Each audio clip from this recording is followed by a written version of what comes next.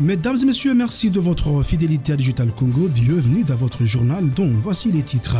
Les rebelles du M23 et leurs alliés rwandais malmenés au Nord Kivu par le groupe d'autodéfense Wazalendo. Désormais, l'agglomération stratégique de Kichanga dans le Nyiragongo est passée sous contrôle de ces groupes d'autodéfense, et ce, après avoir récupéré Kilolirwe dans les Massissi. Les terroristes du M23 et leurs alliés RDF ont pris fuite. Pendant ce temps, l'armée dénonce la violation du cessez-le-feu par le M23 RDF qui a largué 3 bombes sur ses positions. Les FARDC se réservent le droit de riposter.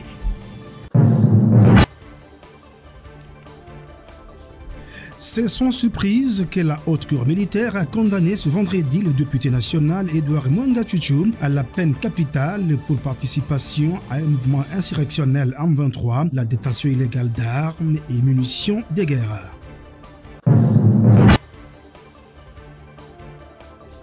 Et c'est un ouf de soulagement pour la population du Lualaba. La centrale hydroélectrique de Boussanga a été inaugurée ce vendredi par le président de la République, Félix Tshisekedi. Le coût global de la construction de cette centrale hydroélectrique est évalué à 656 millions de dollars américains.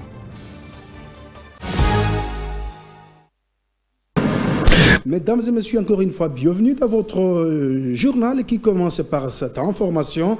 Le rebelle du M23 et les ralliés rwandais malmenés au Nord Kivu par les groupes d'autodéfense Wazalendo. Désormais, l'agglomération stratégique de Kichanga dans le Nyiragongo est passée sous contrôle de ces groupes d'autodéfense, et ce, après avoir récupéré Kilolirwe dans les Massissi. Les terroristes du M23 et leurs alliés RDF ont pris fuite. La société civile salue cette performance de cette force d'autodéfense qui met en déroute l'M23 et le Rwanda. Et justement, l'armée accuse l'M23 et RDF d'avoir violé le cessez-le-feu en larguant 3 bombes sur ses positions au Nord Kivu. Le lieutenant-colonel Guillaume Njike, porte-parole de l'armée au Nord Kivu, déclare qu'en cas de récidive, les forces armées de la République démocratique du Congo se réservent le droit de riposter. Je vous propose de les suivre. En violation du cessez-le-feu, les terroristes du M23/RDF viennent de tirer 2 bombes au mortier sur les positions avancées de forces armées de la République démocratique du Congo de Kibumba ce vendredi 6 octobre 2023 aux environs de 13 h heure locale, tout en prenant à témoin la communauté internationale, régionale et nationale. Les forces armées de la République démocratique du Congo informent qu'en cas de provocation exagérée, elles se réservent le droit de riposte. Fait à Goma, le 6 octobre 2023. Et parlons justice dans cette édition. Le député national Edouard Mwanga Chuchu a été condamné à la peine capitale ce vendredi par la haute cour militaire pour détention illégale d'armes et munitions, participation à un mouvement insurrectionnel M23 et trahison. En outre, Edouard Mwanga Chuchu doit payer en titre des dommages et intérêts une somme de 100 millions de dollars américains. La haute cour demande également la déchéance d'Edouard Mwanga Chuchu au niveau du Parlement congolais. Suivez. Pour le prévenu, député national Mwanga Chuchu Izi Edouard, dit établi à charge de ce prévenu, la détention illégale d'armes et munitions de guerre, la participation au mouvement insurrectionnel et la trahison. Le condamne en conséquence, sans admission des circonstances atténuantes, à 20 ans de servitude pénale principale pour port illégal, détention illégale d'armes et munitions de guerre, à la peine capitale pour participation au mouvement insurrectionnel M23, à la peine capitale pour trahison. Et toujours en justice, le juge professeur Panda Timou est condamné à 12 ans de servitude pénale principale. Il va payer également $10 000 américains des dommages à intérêts alloués à la victime qui est son ex-épouse. Les policiers récalcitrants impliqués dans cette affaire ont été également condamnés. En sécurité en ville de Butembo, au Nord Kivu, la résidence du directeur de la radio télé RTGL a été la cible des hommes armés non identifiés. Bilan de blessés dont le fils aîné de notre confrère et sa mère. Plus de détails avec Delphin Sindani. C'est vers minuit que les malfrats ont fait incursion après avoir cassé les portes pour accéder à l'intérieur de la maison. Des vitres des fenêtres n'ont pas été épargnées. À l'intérieur de la maison située au quartier Ruenda, cellule Katoué, les malfrats ont intimidé la maman et ses enfants rencontrés au domicile à l'absence du responsable de la maison, M. Boraouzi Makambale, directeur général de la RTGL en mission de service. Témoignage de Mme Mawazo Kasai Marie, mère de la famille, est visitée. Je me suis caché même dans ma douche. Ils ont cassé la porte de la douche. Ils ont dit qu'ils sont envoyés pour récupérer un sac dans lequel il y a de l'argent. Et si je ne donne pas, ils vont me tuer. Quand j'ai essayé de chercher quelque chose pour eux, ils m'ont coupé à la manchette ici à l'épaule. Je leur ai donné $100 américains, un téléphone ainsi que mon sac où étaient stockées quelques pièces de bijoux en or. Ils ont d'ailleurs demandé le prix de chaque bijou. Boraouzi Makambale, directeur général de la RTGL, radio-télévision des Grands Lacs Butembo, média partenaire de la Voix de l'Amérique VOA, victime de cette incursion, est revenu il y a quelques jours d'une formation organisée par la VOA à Nairobi. Cette incursion serait liée à sa carrière de journaliste, car selon certaines sources, les bandits ont pensé que le journaliste Boraouzi Makambale est revenu de Nairobi avec des grosses sommes d'argent. Et rendons-nous à la ville voisine de Béniou également. L'insécurité grandissante se porte bien. Les voleurs terrorisent la population dans le quartier Kalinda, en commune de Moulekera, où les hommes armés font la loi grâce à la vigilance de la population avec la mise à contribution de la collaboration avec les forces de sécurité. L'un de ces voleurs armés a été neutralisé.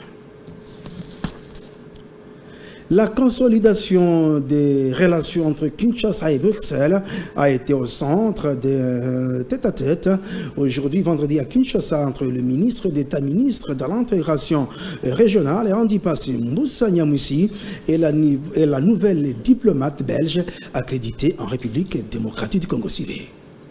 La diplomate belge veut beaucoup plus s'imprégner sur les défis à relever par la République démocratique du Congo pour mettre fin aux escalades face au RDF M23 dans sa partie orientale et voir dans quelle mesure la Belgique pourrait appuyer la République démocratique du Congo dans les processus de rétablissement de la paix. Oui, bien sûr. Donc, en tant que nouvel ambassadeur, j'effectue pour l'instant mes visites de courtoisie auprès des membres du gouvernement. Et donc, c'était tout logique, bien sûr, tout naturel de rencontrer le ministre d'État chargé de l'intégration régionale.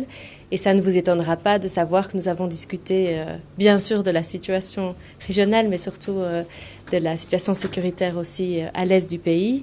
Le ministre connaît très bien la région, bien sûr. Il a suivi cette situation depuis longtemps et donc c'est très important d'avoir ce dialogue, de mieux comprendre ce qui se passe, quels sont les défis et voir en tant que partenaire de la RDC aussi ce que nous pouvons essayer de faire. La représentante du gouvernement belge a rassuré le ministre d'État Antipas Moussa Niamoussi de l'obtention par la Belgique auprès de l'Union européenne des soutiens matériels et financiers pouvant constituer un atout nécessaire pour concrétiser les processus de contournement dans la ville de Kindu. Quant au patron de la diplomatie régionale, la position du chef de l'État Félix Antoine Tshisekedi Tshilombo et son gouvernement qui est d'adhérer toutes les forces négatives au processus de démobilisation reste à jour.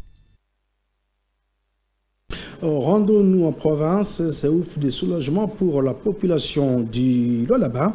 La centrale hydroélectrique de Boussanga a été inaugurée ce vendredi par le chef de l'État, Félix Tshisekedi. C'était à présence du Premier ministre Jean-Michel Samaloukonde, de quelques membres du gouvernement et quelques parlementaires. Cette centrale hydroélectrique a coûté 656 millions de dollars américains, œuvre de China Railways Group Limited et de Power Construction Corporation of China. Suivez. Par cette mise en service, le déficit énergétique de l'industrie minière sera réduit de 240 MW. En effet, si le coût d'envoi des travaux de construction a été donné en 2017, la mise en service de 4 turbines de 60 MW en 2021, l'inauguration est bel et bien intervenue ce vendredi 6 octobre 2023. À l'occasion de l'inauguration officielle par le chef de l'État, Félix Antoine Tshisekedi, cette infrastructure d'importance capitale pour la population de cette partie du pays et d'intérêt très stratégique. Fruit de la coopération entre le gouvernement chinois et celui congolais à travers le programme sino-congolais. Cette centrale hydroélectrique est construite par une entreprise chinoise avec un investissement de 656 millions de dollars. D'après le constructeur, cet ouvrage a été réalisé selon les normes industrielles internationales de premier ordre. Il se caractérise par une technologie de pointe, une protection environnementale écologique, une structure raisonnable, la sécurité et la stabilité. Restons dans cette province du Lualaba pour parler de la traçabilité des minerais avec l'inauguration hier par le chef de l'État du centre des négoces de Moussompo. C'était à présence du chef du gouvernement Jean-Michel Samaloukonde, de quelques membres du gouvernement et parlementaires, mais également de la gouverneure intérimaire du Lualaba. Reportage avec Alain Lino.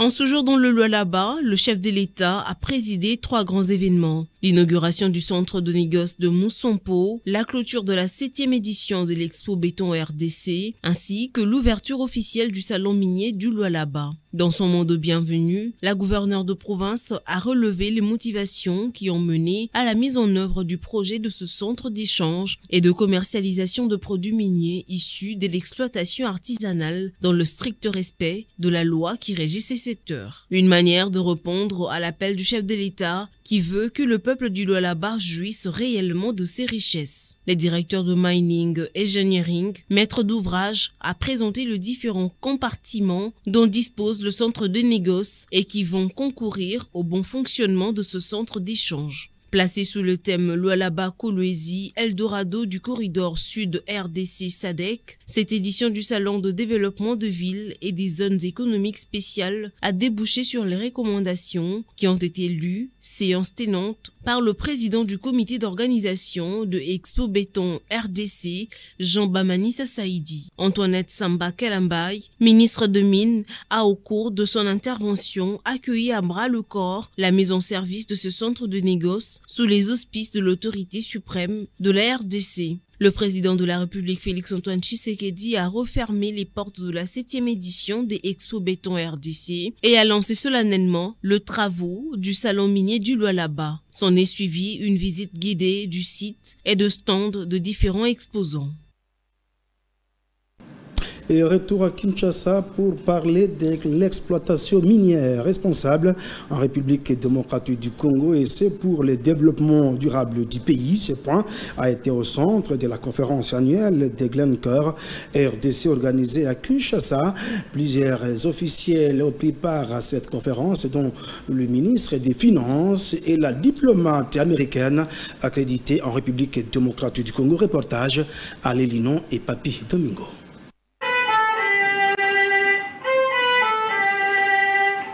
Le mardi 3 octobre 2023, il s'est tenu à Kinshasa la 5e conférence annuelle de Glencore RDC sous le thème « Exploitation minière responsable et développement durable ».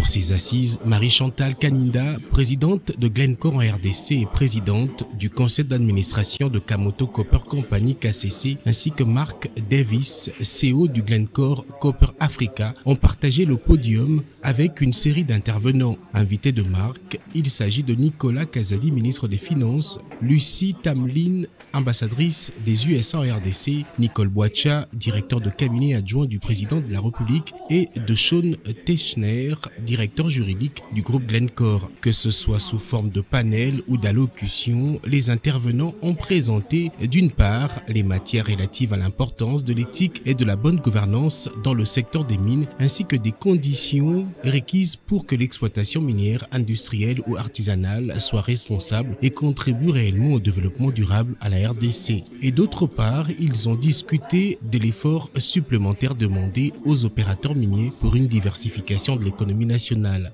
En tant qu'opérateurs responsables, nous respectons nos engagements et payons ce que nous devons aux pays dans lesquels nous travaillons.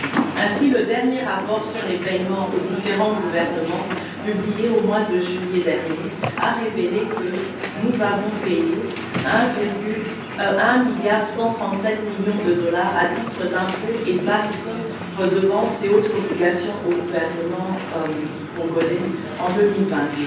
Invité surprise de ce grand rendez-vous annuel d'échange entre Glencore et ses parties prenantes en RDC, Jean-Michel Samaloukonde, Premier ministre en République démocratique du Congo, qui n'a pas pu être présent physiquement, s'est adressé à l'audience via un message vidéo. Pour rappel, Glencore en RDC, c'est un des plus gros producteurs de cuivre et de cobalt à travers Kamoto Copper Company KCC, un partenariat avec la GECAMINE et Mutanda Mining Mumi, un partenariat avec le gouvernement de la RDC comptant plus de 8700 employés et 7650 contractants, dont la majorité sont issus de la RDC. Sachez que pour la seule année 2022, le montant des impôts, taxes, redevances se chiffre à 1,137 milliards de dollars américains. Et revenons sur la visite du chef de l'État dans le Lualaba avec le parti politique congolais Debout pour la démocratie et l'autodétermination CDA qui sont distingués dans la mobilisation de la population pour accueillir le président de la République, Félix Tshisekedi, à Kolwezi et chez autour de son autorité morale, lui Kamweni Tumbo Sidé. C'est une mobilisation totale qu'a démontré le parti politique congolais Debout pour la démocratie et l'autodétermination, CDA en sigle, à l'accueil du chef de l'État, Félix-Antoine Tshisekedi, dans la ville de Kolwezi le mercredi 4 octobre. Que des chants et des danses pour démontrer aux premiers citoyens de la RDC l'amour qu'on lui porte. Ici, à la place de la Poste, où une affiche grandeur nature n'a pas caché son éloquence, l'autorité morale du CDA, parti de l'Union sacrée de la nation, l'honorable Louis Kamweni Tumbu, a valablement marqué sa présence à l'aéroport de Kolwezi pour réserver un accueil au chef de l'État.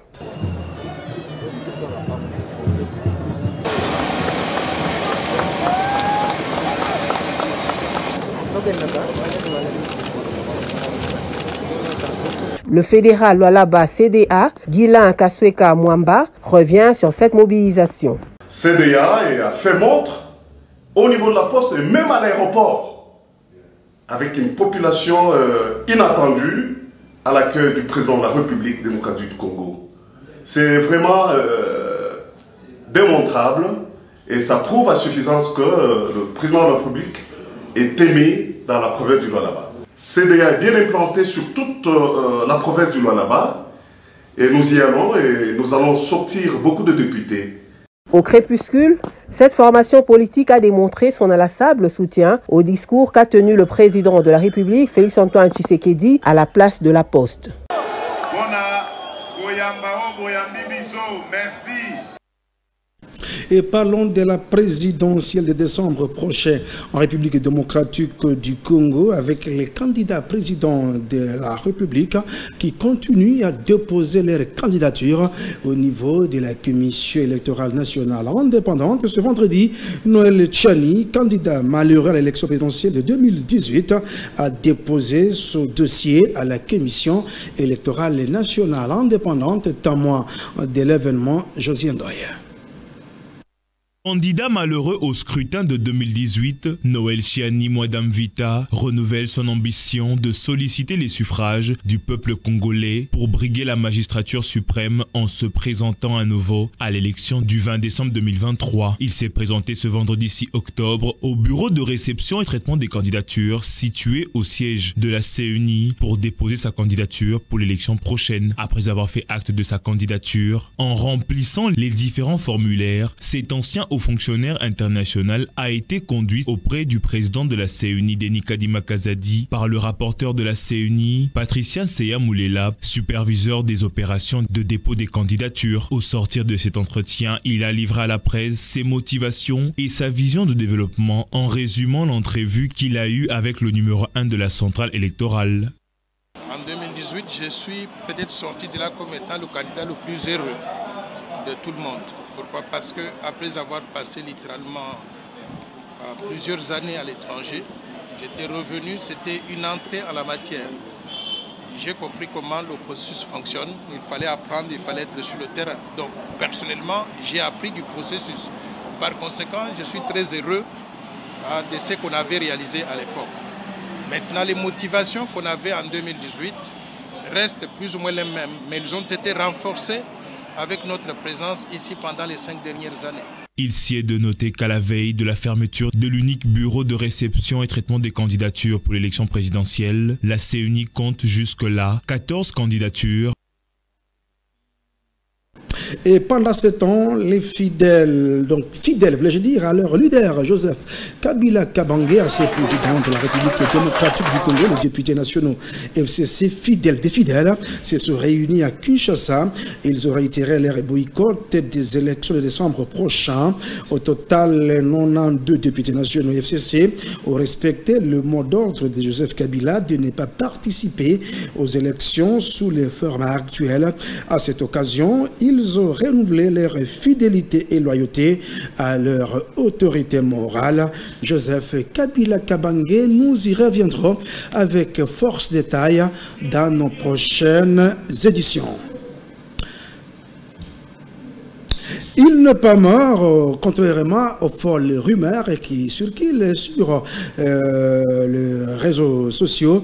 Les catcheurs congolais Edingwe et convalescent, c'est l'information confirmée par l'un de ses proches, Mouyombe Gauche. Suivez. Edingwe Motonangenge, il y a dit pour les intimes, Azali Bongo malade. La nouvelle a fait le tour de la toile. L'état de santé du catcheur emblématique, champion d'Isaïr, Edingwe Motonangenge n'est pas mort. Il a certes été hospitalisé, mais actuellement, Edingwe est bien portant. Mouyome Gauche qui le dit, fustige le comportement de ceux qui précipitent la mort de ce catcheur. Edingwe a coufité. Et ça interdit J'interdis à toutes les mauvaises langues de propager de fausses informations. Edingwe est en vie, il n'est pas mort. Edingwe est mort. Edingwe est mort. Nana yebisibino. Bonne information on a wap. To boyi ba information lukuta ko de koloba ke Edingwe a koufi.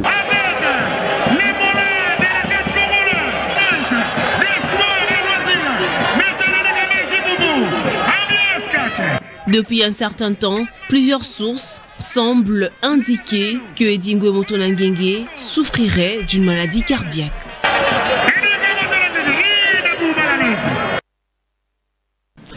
Et promotion de l'agro-industrie en République démocratique du Congo pendant 2 jours.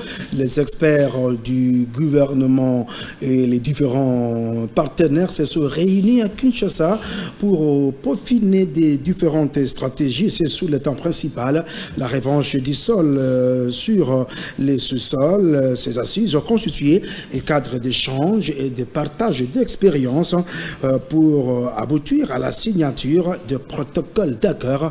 Reportage avec Josien Goye.